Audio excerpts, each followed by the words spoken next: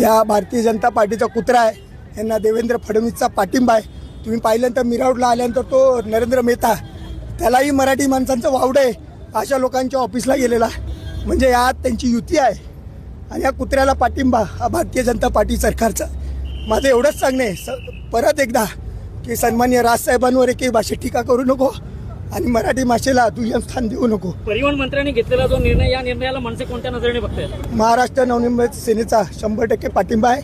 4 तारखेला यांनी मोर्चा केला, त्यांना मी सांगतो या भैया लोकांना तुम्ही गावाकडे जा, पण इथं जर दादागिरी केली तर महाराष्ट्र सैनिकांची गाठ आहे। स्वतः सदावर्ते बोलले की जर मनसेने कायदा हातात घेतला तर आम्ही त्यांना कायद्याने उत्तर देऊ, त्या नजरेने कुठले बघता तुम्ही? त्याच्या अंगावर जेवढे केसेस नाही ना तेवढे महाराष्ट्र सैनिकांच्या अंगावर केसेस आहेत। त्यामुळे त्याने बघावं की कायद्याने चालायचं की कायद्याने नाही। कायदा आहे ना, सरकारने सांगितलं ना कायदा मराठी भाषेचा आत्मसन्मान करायचा, मराठी भाषेला दुय्यम स्थान द्यायचं नाही। सचिनजी, तुम्हाला पोलिसांनी खूप अडवलेलं आहे, तर काय सांगणार?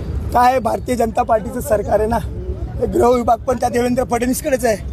त्यामुळे हे कसं आहे, ते तिकडून आम्हाला शिवीगाळ करायचा प्रयत्न करत होते, पण त्यांना दाखवलं महाराष्ट्र सैनिक 5 महाराष्ट्र सैनिक होते।